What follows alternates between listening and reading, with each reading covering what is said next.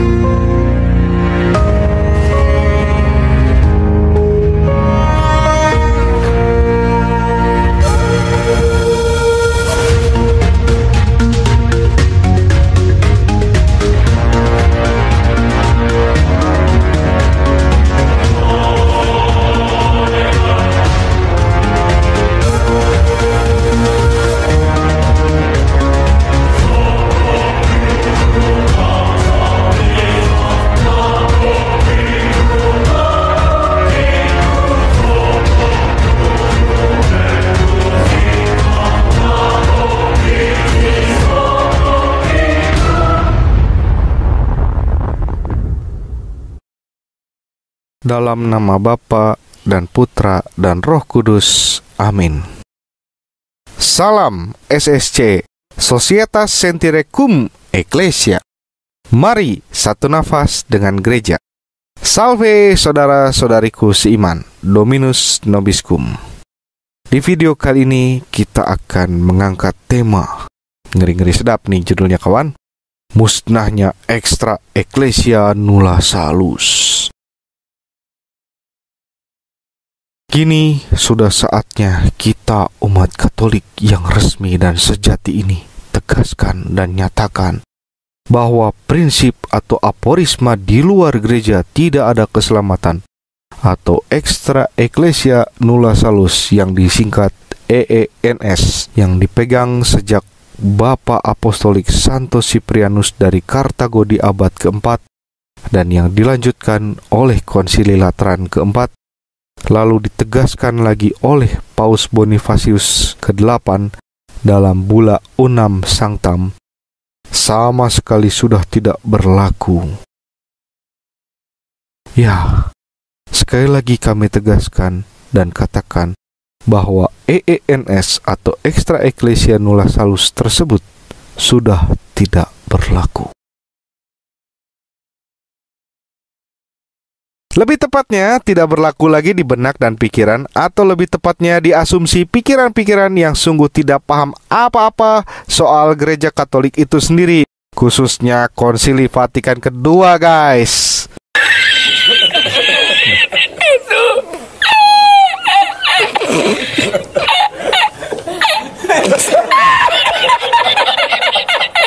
Kena prank ya. Mengapa demikian? Karena pihak-pihak yang tidak bisa senafas dengan magisterium resmi sejak Konsili Vatikan kedua dicetuskan masih saja menegaskan secara bulat bahwa extra ecclesia nulla salus sudah tidak berlaku lagi. Sebagaimana tuduhan yang berikut ini. Let's check it out, guys. Ini jelas-jelas melanggar doktrin extra ecclesiam nulla salus. Dengan demikian, dalih para pendukung konsili yang ngotot bahwa doktrin extra ecclesiam nulla salus tetap dipertahankan oleh Konsili Vatikan kedua langsung gugur dengan sendirinya oleh dokumen Konsili Vatikan kedua yang justru dengan eksplisit mengakui ada keselamatan di dalam kelompok bidat dan skismatik. Memang benar seperti klaim para pendukung Konsili Vatikan kedua, teks yang mendukung doktrin extra ecclesiam nulla salus juga ada dalam dokumen Konsili Vatikan kedua.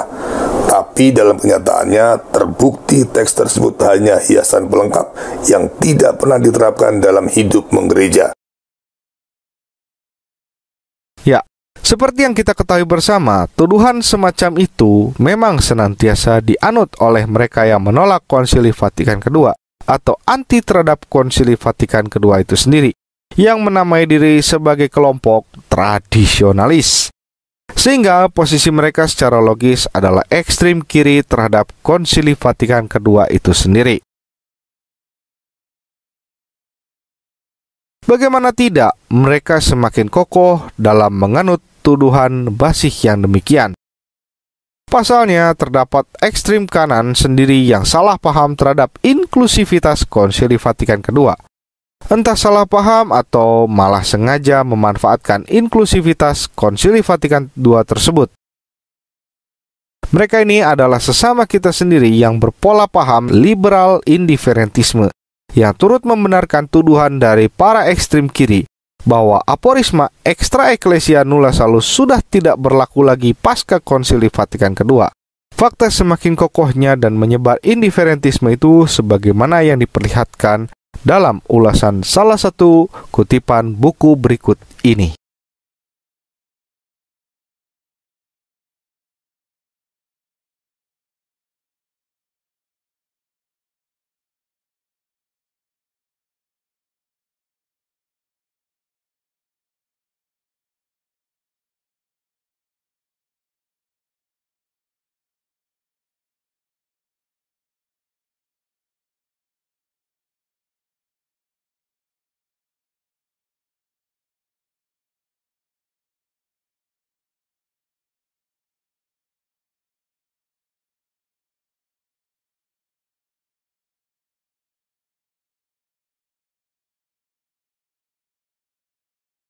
Sungguh, dengan adanya fenomena ini, yakni semakin marak dan derasnya arus kesesatan interpretasi terhadap Konsili Vatikan kedua, beserta poin-poin keputusannya, mendorong kita, Societas Sentire Cum Ecclesia atau SSC, untuk tampil memberikan alternatif pandangan yang turut sejalan dengan magisterium resmi. Rupanya, presaposisi dasar dari kedua ekstrem ini ialah sama, yakni pemahaman bahwa karena adanya seruan yang sifatnya inklusif dan universal dari Konsili Vatikan kedua, maka eksklusivitas sekaligus spesifikasi kebenaran Gereja Katolik telah hilang ataupun menjadi relatif. Maka, apakah memang seperti itu cara menginterpretasi dokumen Konsili Vatikan kedua beserta inklusivitasnya? Yang sebenarnya telah kami jelaskan loh di dalam video kami sebelumnya.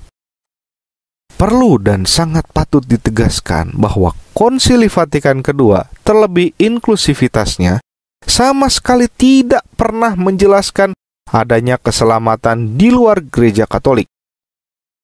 Untuk memahami ajaran Gereja Katolik, kita tidak boleh menyimpulkan makna satu dokumen gereja hanya dari satu paragraf, melainkan harus melihat konteks keseluruhan dari dokumen tersebut, dan secara lebih luas dalam kesatuannya dengan dokumen-dokumen gereja yang lain.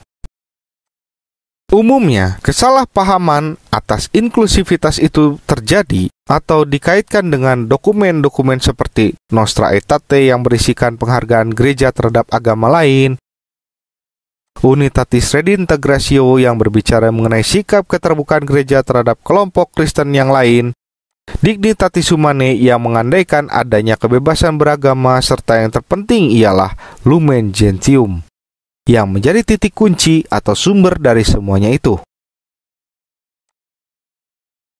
Karena di dalam Lumen Gentium, yang tak lain merupakan konstitusi dogmatis tentang gereja, terdapat Lumen Gentium 8 yang menegaskan bahwa gereja Kristus ada di dalam gereja Katolik, serta Lumen Gentium 16 yang menegaskan rencana keselamatan pun meliputi umat Muslim dan Yahudi.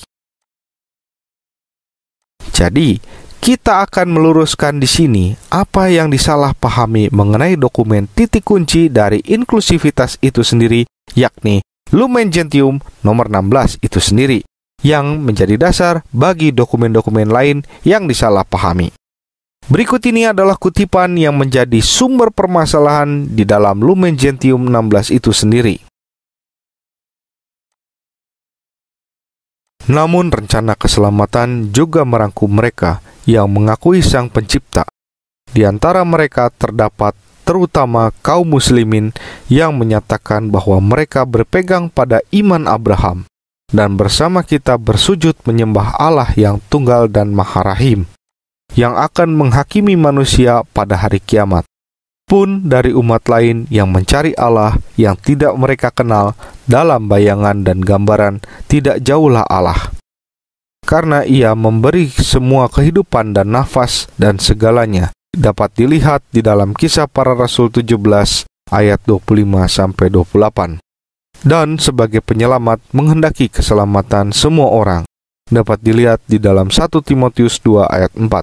Sebab mereka yang tanpa bersalah tidak mengenal Injil Kristus serta gerejanya, tetapi dengan hati yang tulus mencari Allah, dan berkat pengaruh rahmat berusaha melaksanakan kehendak-Nya, yang mereka kenal melalui suara hati dengan perbuatan nyata, dapat memperoleh keselamatan kekal.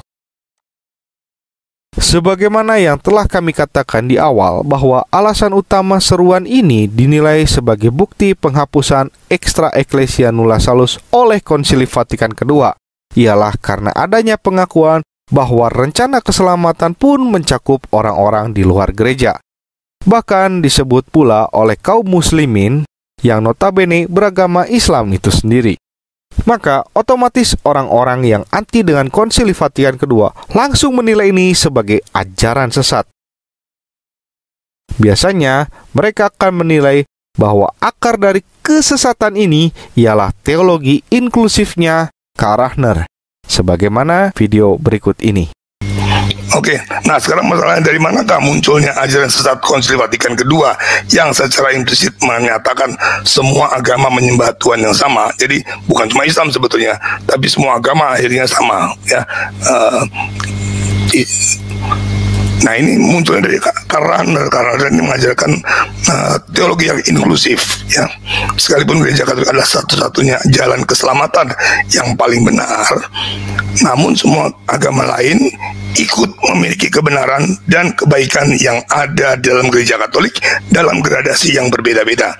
Oleh karenanya, mereka juga ikut dalam menjadi sarana keselamatan yang bersumber pada karya penembusan Yesus Kristus. Itu kata Karl Rahner. Ya. Jadi dari sinilah dia mengatakan bahwa penganut agama lain itu juga Kristen anonim. Ya, dalam gradasi tertentu mengakui juga kebenaran Kristus. Konsekuensinya, ya oke. Baptisan dan keanggotaan gereja Katolik itu bukan prasyarat lagi ya bagi keselamatan, karena semua agama menyembah Tuhan yang sama dan mengambil bagian dalam keselamatan yang disediakan oleh penebusan Yesus Kristus. Sesungguhnya, terkait tuduhan ini, di video kami sebelumnya, kami telah memberikan bantahan bahwa inklusivitas itu telah berkembang dan eksis di dalam gereja Katolik di masa pra atau sebelum dicetuskannya teologi Kristen anonim dari Karl Rahner sendiri dan diputuskan Lumen Gentium 16 oleh Konsili Vatikan kedua seperti video berikut ini. Santo Agustinus, Bapak Gereja, pilar kekristenan barat kita, yang menyatakan bahwa adanya relasi yang menyelamatkan antara anggota gereja Kristus dengan mereka yang berada di luar gereja. Hal mana relasi itu ditandai oleh kesamaan posisi hati atau kebajikan antara para anggota gereja dengan mereka yang berada di luar gereja. Tercatat dalam tulisan Santo Agustinus on Baptism Against the Donatis, nomor 5, 28 sampai dengan 39. Semua peristilahan bagi mereka yang bukan anggota gereja yang berasal dari Yesus Kristus hingga para bapak gereja, yakni mereka yang dalam posisi ketidaktahuan, yang hidup berdasarkan hati nurani, yang hidup menurut akal atau metalogo, yang diselamatkan karena baptisan darah dan hasrat, dan mereka yang memiliki posisi hati yang seirama dengan gereja itulah yang dalam istilah modern disebut sebagai Kristen anonim oleh Karl Rahner dalam teologi inklusivitasnya.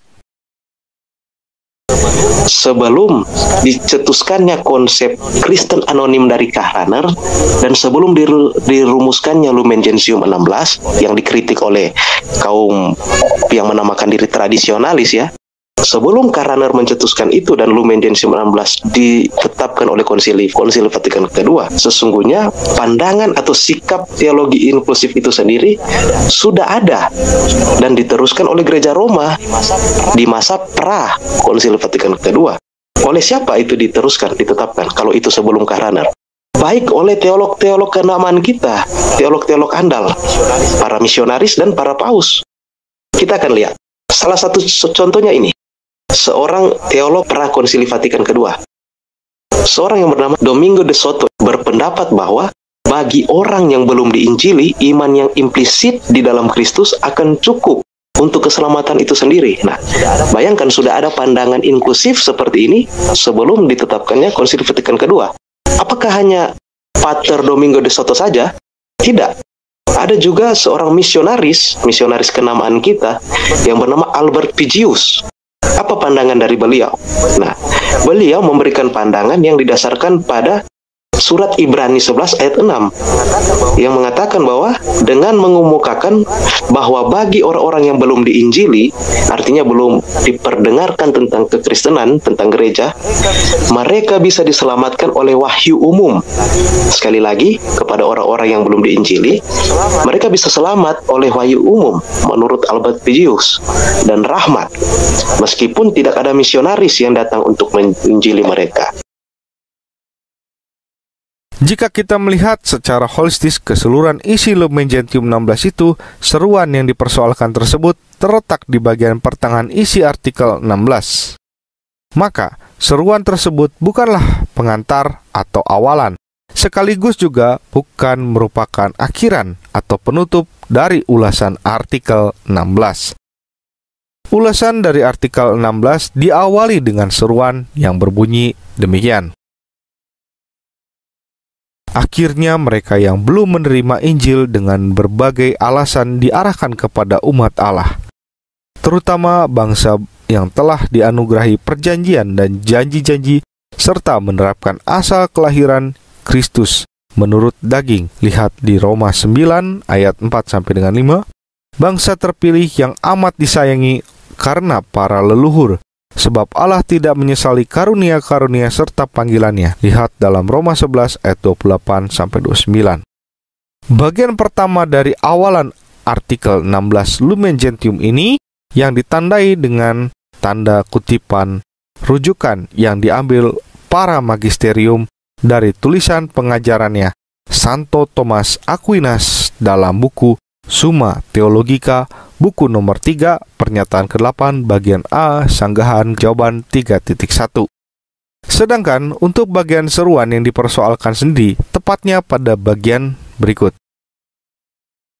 Sebab hingga memperoleh keselamatan kekal adalah kutipan yang dirujuk oleh magisterium dalam Konsili Vatikan II dari tulisan surat kongregasi S. Officii kepada Uskup Agung Boston sebagaimana tercatat dalam Denzinger nomor 3869 sampai 3872.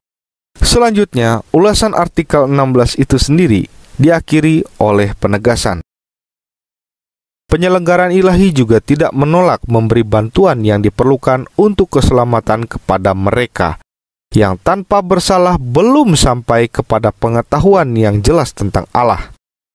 Namun, berkat rahmat ilahi berusaha menempuh hidup yang benar.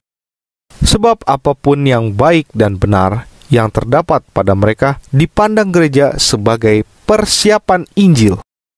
Dan sebagai karunia, Dia yang menerangi setiap orang supaya akhirnya memperoleh kehidupan. Tetapi sering orang-orang karena ditipu oleh si jahat, jatuh ke dalam pikiran-pikiran yang sesat, yang mengubah kebenaran Allah menjadi dusta, dengan lebih mengabdi kepada ciptaan daripada Sang Pencipta. Dapat dilihat dalam Roma 1 ayat 21 dan 25. Atau mereka hidup dan mati tanpa Allah di dunia ini dan menghadapi bahaya putus asa yang amat berat. Maka dari itu, dengan mengingat perintah Tuhan, wartakanlah Injil kepada segala makhluk.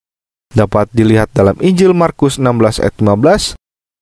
Gereja dengan sungguh-sungguh berusaha mendukung misi-misi untuk melanjutkan kemuliaan Allah dan keselamatan semua orang itu. Dalam penegasan penutup dari artikel 16 ini, bagian yang memiliki tanda rujukan ialah merupakan kata-kata pengajaran yang diambil oleh Bapak-Bapak Konsili Vatikan II dalam karya Bapak Gereja Eusebius dari Kaisarea yang berjudul Persiapan Injil 1,1 PG 2128 AB. Sehingga ketika kita melihat secara holistis bagian per bagian dari Lumen Gentium 16 ini, kita bisa menarik kurang lebih dua kenyataan. Pertama, isi dari Lumen Gentium 16 bersifat historis sekaligus berciri kontinuitas. Oleh karena itu, berisikan kutipan-kutipan pengajaran di era sebelum Konsili Vatikan II berlangsung itu sendiri. Misalnya, terdapat tulisan Bapa Gereja di abad ketiga. Itu tandanya Lumen Gentium 16 ini memiliki dasar historis dan tradisionalistis. Kedua, selain kita temukan di dalam isi Lumen Gentium 16 ini bersifat historis dan berciri berkelanjutan dari ajaran tradisi gereja kuno, kita juga melihat bahwa tidak ada bukti pengaruh teologi Karl Rahner sama sekali di dalam Lumen Gentium 16 ini. Bahkan di bagian seruan yang dipermasalahkan itu sendiri pun sama sekali tidak merujuk kepada pandangan Karl Rahner.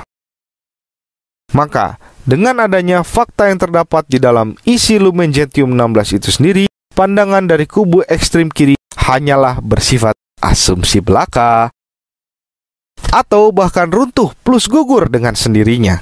Untuk itu, Lumen Gentium 16 yang tidak lain adalah merupakan bagian kecil dari Lumen Gentium serta keseluruhan, perlu dilihat konteksnya dengan artikel-artikel lain dalam Lumen Gentium itu sendiri.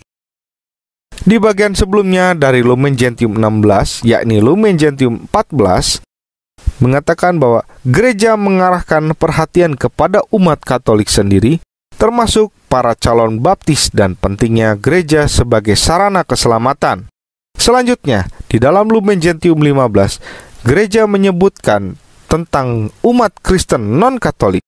Maka, Lumen Gentium 16 itu adalah bagian khusus bagi umat yang mempercayai satu Allah, yaitu umat Yahudi dan Islam, serta umat lain yang mencari Allah. Jadi, Lumen Gentium 16 harus dilihat dalam satu kesatuan dengan Lumen Gentium 14 dan 15. Gereja adalah sakramen keselamatan dan gereja perlu untuk keselamatan. Lumen Gentium 14. Mereka yang terpisah dari gereja Katolik yang kelihatan, Lumen Gentium 15 dan 16, dapat tergabung secara misterius dengan gereja Katolik. Dan karena itu, mempunyai kemungkinan atau dapat diselamatkan jika memenuhi kondisi-kondisi tertentu, yaitu yang satu, ketidaktahuan akan Injil Kristus dan gerejanya. Itu bukan karena kesalahannya sendiri. Kedua, tulus hati mencari Allah. Tiga, berkat rahmat ilahi berusaha menempuh hidup yang benar menurut tuntunan hati nuraninya. Dengan demikian, Lumen Gentium 16 tidak bermaksud untuk mengatakan bahwa ada keselamatan di luar gereja Katolik, sebab keselamatan mensyaratkan tergabungnya orang tersebut dalam gereja Katolik, minimal tergabung secara misterius dengan cara yang diketahui Allah. Mari kembangkan terus sikap ketaatan kita kepada Bunda Gereja, bersedia sehati dan senafas dengan gereja. Karena hanya dengan selaras bersama gereja, kita bisa selamat.